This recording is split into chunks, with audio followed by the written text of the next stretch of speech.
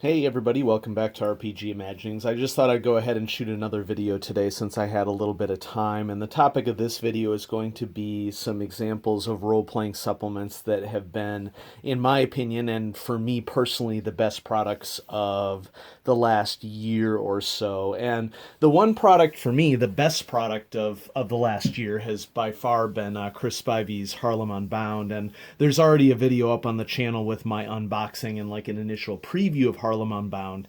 And it's been many months since I posted a video on this channel, besides the one that I just posted yesterday. But I just wanted to mention Harlem Unbound, even though it's my favorite role playing product of the last year or so. I plan to do a full, thorough review on it, so I'm not going to feature it in this video. But instead, I have two products that I purchased over the course of the last year that I really think that for me were the best products that I came across, and that will be Xanathar's Guide to Everything for Dungeons & Dragons 5th edition, and then I'm also going to highlight Down Darker Trails, the new Old West setting for Call of Cthulhu. And so let's go ahead and dive right into Xanathar's Guide to Everything. So on the cover we of course have Xanathar, the famous beholder. And it does a good job of sort of explaining the context of this book, in that this book was originally designed, or designed isn't the right word, was originally part of Unearthed Arcana, the web series for Dungeons and Dragons. And so a lot of the rules contained with this book are refined variants of things that people first saw in Unearthed Arcana, and they sort of polished them up to include them in a retail release. Now, this book also came in a variant cover as well. This is the alternate cover. It says that it's a stylized dreamscape of Xanathar, and it's prized fish. But I just have the regular retail cover for this. I've actually been surprised. The price on this book has dropped dramatically over the course of the last 6 months, and I don't know if that's an indicator that people don't like it or something. I love it because for me, there's so much product that's released for each edition of Dungeons and Dragons. I don't really collect a lot of Dungeons and Dragons supplements because for me, what it always is a lot of stat options, and not like there's anything wrong with that, but for me, it's not stat options that I'm really looking for. What I'm looking for is different options to sort of expand the richness of my games, and so there we start off with some rules reminders, and then the first chapter is all about character options. And basically every class in 5th edition for Xanathar's Guide to Everything gets a new subclass, what levels they're available, the description of this class. And so I'm not going to go through these step by step. I'm just going to sort of skip over this section, but I'm a big druid player for 5th edition and for Dungeons and Dragons in general. Generally the two classes that I play are paladins or druids, and so I'm really interested in some of the druid options that are included in this chapter. But this continues for quite some time because it takes every major class and gives them some additional options. And there's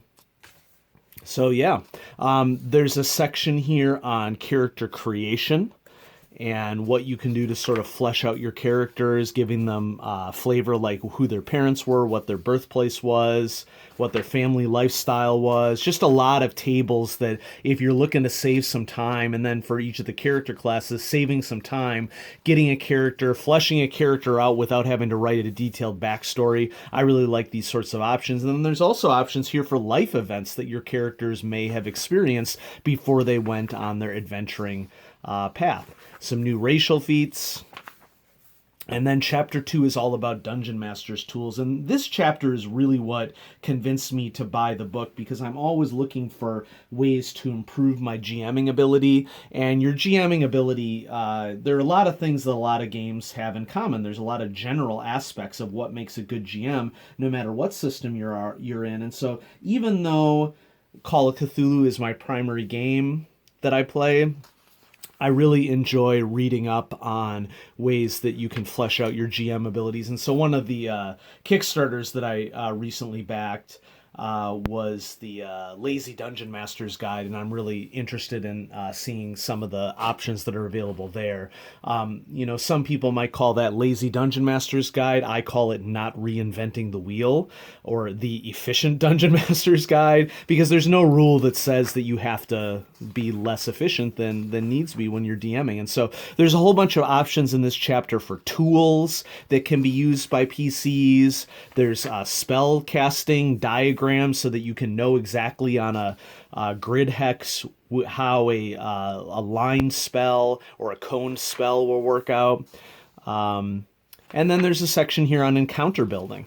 And that's one of the big things that I've found challenging with D&D 5th is leveling encounters appropriately for PC levels. Of course, one of the things that you can never put into a table is to anticipate the tactical and strategic capabilities of your PCs. And almost always what I find out is that book materials have a tendency to... what's the way to describe it? Book materials have a tendency to underestimate the capabilities of most player characters martially. And so I find that almost always whatever is suggested for an encounter, the number of beasts will need to be increased, or the number of things that a GM has to contend with will need to be changed. Now, one of the things that I tend not to use in my games as often, just because I haven't had a chance to look up as much insight on how to do it properly, is traps. And there's a whole section here on traps for dungeoneering. Not only flavor ideas, but also what might trigger them, and what might be some elements of more complex traps, and how you could go about designing complex traps. And then just some basic ideas of what you might do in, what characters might do in downtime. Are they going to challenge a rival? Are they going to practice things? Are they going to buy magic items? Are they just going to try to get some more hirelings? Build items themselves? What could be some complications from vices like gambling or crime or pit fighting? And research, if you're more of a mage-like class, can you earn wages over the time that you have downtime? That's a cool idea that is present in a lot of role-playing games. And then there's some more guidelines on awarding magic items and some new magic items that you can put into your game, as well as some tables of where stuff would be. And then Chapter 3 is all about some new spells. There's new spells for every class at varying levels, and of course the bulk of these are going to be Sorcerer, Warlock, and Wizard, because those classes, of course, are built on the concept of spells. And then we have spell descriptions going all the way through, let's see, next 40 pages or so, with a new beast related to a spell. And then we're finally at an appendix where we see information about shared campaigns. This is a really interesting section. Some example character names, not only for non-humans and for various racial persuasion in the game, but also I think that it's really interesting that for the human names, they're adding distinction between Celtic, Chinese, Egyptian, French, English, German, Japanese, Indian, Greek, Mesoamerican, Niger, Congo, Norse, Slavic, Roman, Polynesian, Spanish. So, depending upon what sort of era or location you might be, what sort of flavor you want to include in your game, or whether you just want to mix it up for your character, there's some options there. And so I think Xanathar's Guide to Everything is my favorite D&D product that has come out for a long time, and it's definitely one of my top picks for role-playing products for this year, and so I wanted to highlight that here in the channel. Now, next one is Call of Cthulhu's new setting, Down Darker Trails, Terrors of the Mythos in the Old West. This is a brand new setting for Call of Cthulhu. Call of Cthulhu has a lot of settings. Classic 1920s, but there's also Pulp Cthulhu. There is Victorian Age Cthulhu, which is... Gaslight era Cthulhu is what it's called. Cthulhu Invictus, the Roman era. Cthulhu Dark Ages, European Middle Ages. There's End Times, which is far future. There's Atomic Age Cthulhu. There's just a whole bunch of different settings for Call of Cthulhu so that you can play the game in whatever setting is most interesting to you. Of course, there's modern, but Down Darker Trails represents the first foray into a what I would call gaslight era in terms of world time, but more focusing on the American West. And so a lot of people like to do Old West role playing. And DJ, if you're watching this, one of my friends really likes Old West style games. And so part of the reason why I decided to review this is not only because I think it's a great product, but I thought it might be something you might be interested in. The cover art for this book was nominated for an Emmy. The book itself, I don't think was nominated for an Emmy, but I think that this is one of the top products that has come out for Call of Cthulhu. This was released, I believe, in October of 2017. And the major author on it is Kevin Ross, which is a huge name in Call of Cthulhu in terms of publishing over time. Kevin Ross has been publishing adventures for Call of Cthulhu since the 80s. And so let's go ahead and dive right into this new setting. The reason why I think that this is a great book, a great setting book, and one of my top products for the last year for role-playing is that they really did a spectacular job going into a deep exploration of what the setting would be like and what most players would want to incorporate into their game. And so here's the contents page. Chapter 1 is about creating Old West investigators, equipment and weapons. Chapter 2, Chapter 3, optional rules for the Old West. Chapter 4, the historical West, has just a ton of setting information that you could draw from. There's so many adventure hooks in this section. And as I've spoken about on the channel before, for me, the main draw that I have for a role-playing product is less about playing explicitly what's in the product and more about getting me ideas to adapt things to my own games. Because I wholeheartedly believe that a quality game master is going to need to tweak whatever material you're using in order to make a great game that's going to be appropriate for your players. Chapter 5 deals with the supernatural West, including a large section on folk magic, which is has been around in Call of Cthulhu for a while, but it's really gotten due in 7th edition, in that the magic guide for 7th edition includes a section on folk magic, and so here's a series that relates to shamanistic magic. Lost Worlds of the Old West, so lots of adventure hooks, designing Old West adventures, and then you have two settings in the next two chapters, Chapter 8 and Chapter 9, Powhatan, which is a town, and San Rafael, which is a ranch. And then there's a series of scenarios. And so, spoiler alert, I'm not going to go over these scenarios in detail, but there's two really great scenarios that can be drawn from either of these locales or a locale of your own making. And just like any of these quality 7th edition books, in addition to being really high quality binding hardcover and full color interiors,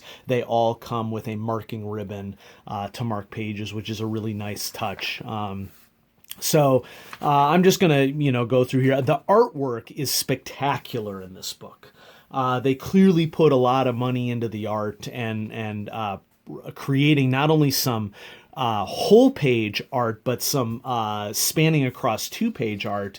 And so when I was in my friendly local game store checking this out, what really got me to purchase it was not only the fact that this book is information rich, but also it's just a beautiful book. And I love books. I love reading, always have, and I especially appreciate high quality role-playing books as well. So here we have our section, I should say, on creating Old West investigators and what might be different, both in terms of occupations, but also in terms of how cash would work out realistically in this setting. I really like Call of Cthulhu's money system, in that it will specify a spending level for your character, and that's what you could spend per day and you wouldn't have to worry about it.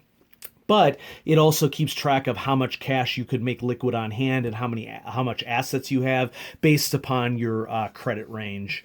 And so that makes it really easy to manage money, but also for characters who want to invest in being wealthier, there's some really significant in-game benefits that can come from that at the cost of skills. And so it's a risk-reward thing for characters, and that is definitely setting appropriate for this setting. So lots of new occupations for Down Darker Trails, and then how you might go about altering the skill lists and perhaps different base values for skills based upon a different setting. Here we have a photo of Annie Oakley, famous riflewoman.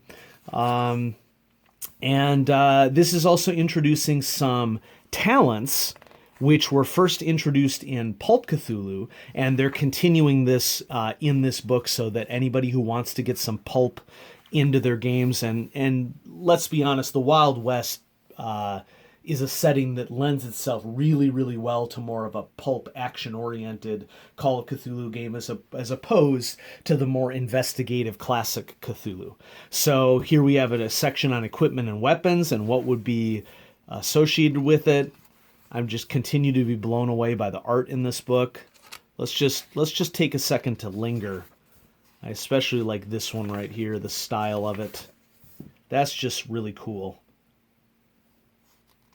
Sort of not only great art, but something that you would expect to maybe be hanging in a villain's office or something, in a Wild West location. So we have revolvers, rifles, holdout weapons, various melee weapons. And then here we're into the optional rules section, where there are a couple things that give the Old West more flavor, like dual wielding with 2 weapons options that are not in the base Call of Cthulhu game, but would be appropriate for this setting. Updating the chase rules to include specific rules for horses and vehicles of the time. Because the chases here would be similar to 20s Call of Cthulhu in terms of horse and buggy, but different in that riding horses with individuals wouldn't be as common in the 1920s. Rules for alcohol consumption. And then Chapter 4, this chapter is the chapter that really impressed me, besides the art, in terms of just the richness of information that is involved.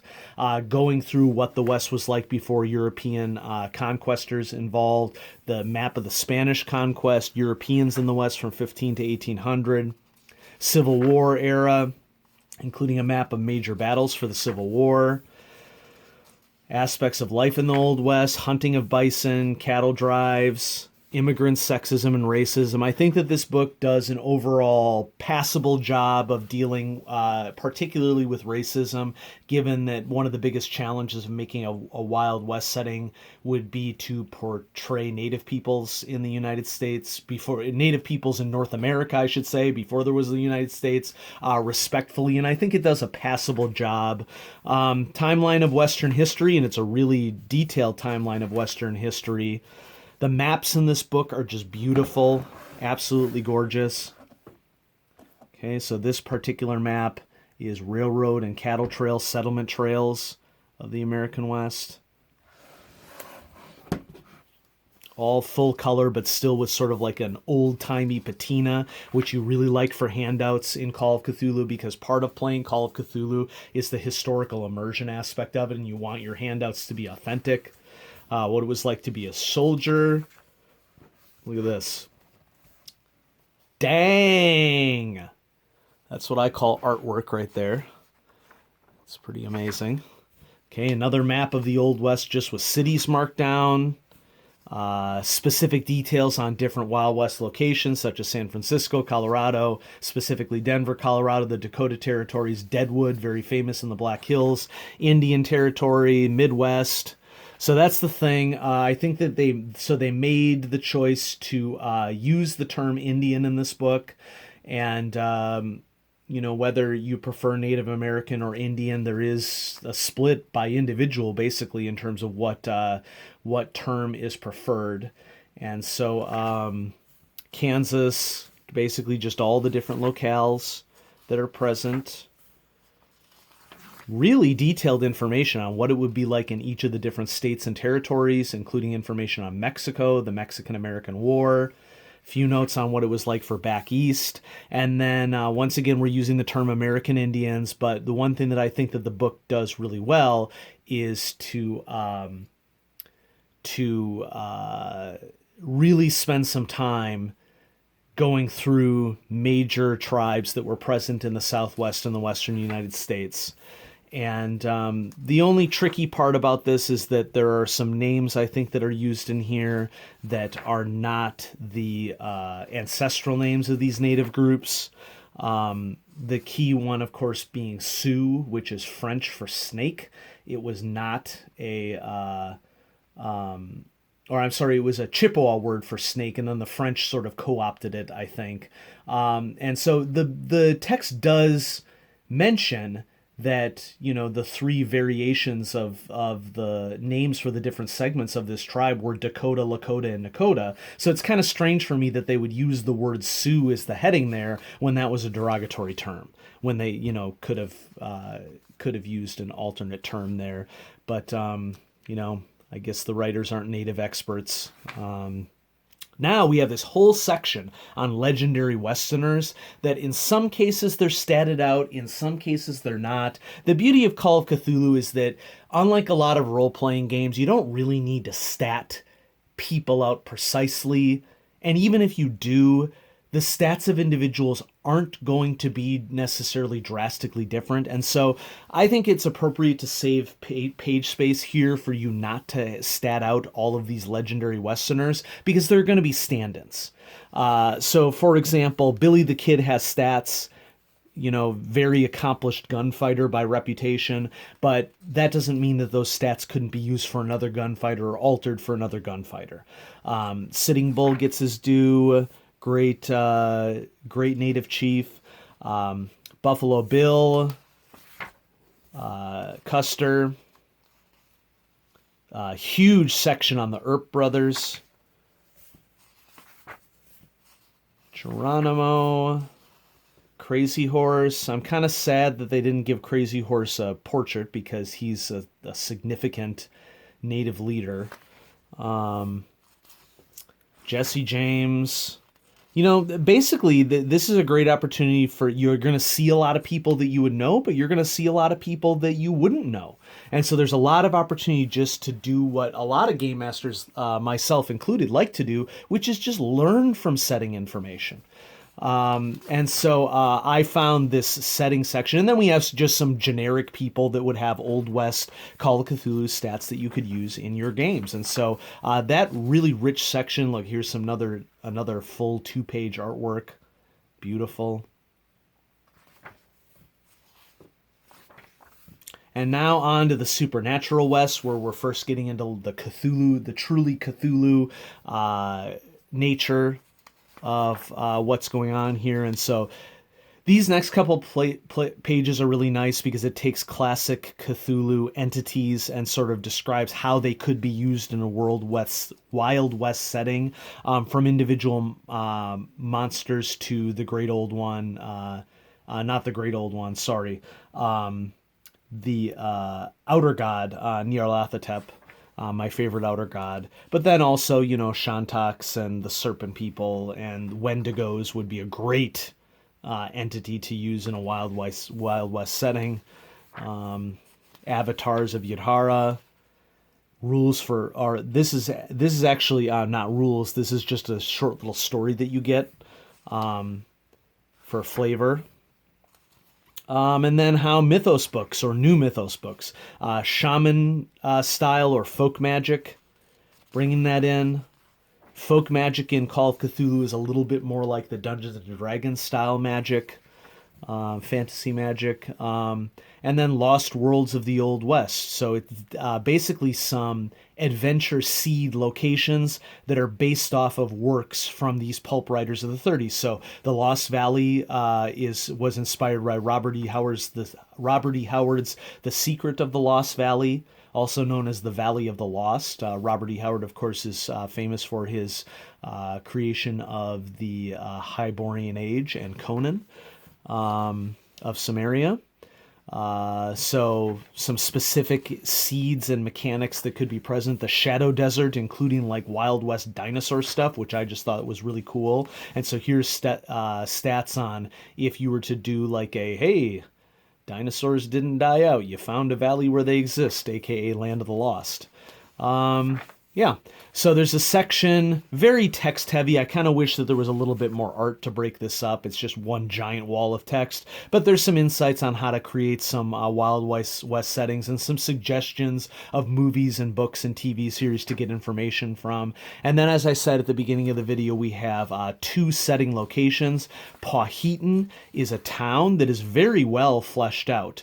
So we have a tiny little inset map of Powhatan here, as well as the whole district and sort of some of the terrain maps that are involved in the area, some of the chief personalities of Powhatan, some nice artwork, local gossip, and then some mythos creatures that could be involved in the area. And then we also have San Rafael, which is a ranch area. There's like the Sandovals and the Hernandez are two opposing ranch factions that is caught in the middle here. In San Rafael, the town near these ranches has a nice sort of isometric view of the town with all the locations labeled. This would be something that would be really nice to hand out to players. And then it details the Sandoval family and their fight with nearby ranchers. And then we get to two adventures. I'd recommend that if you want to play these adventures, you maybe stop the video now because there'll be spoilers. And so something from down there is about trying to find someone lost in a mine.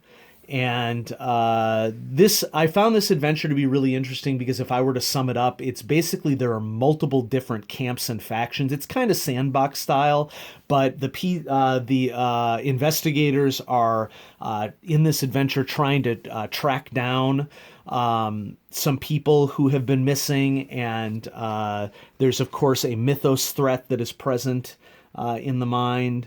So it's basically just information about what's going on with this mine that was owned and a silver rush in the location and the sort of mythos threats that are present there and how to deal with those mythos threats.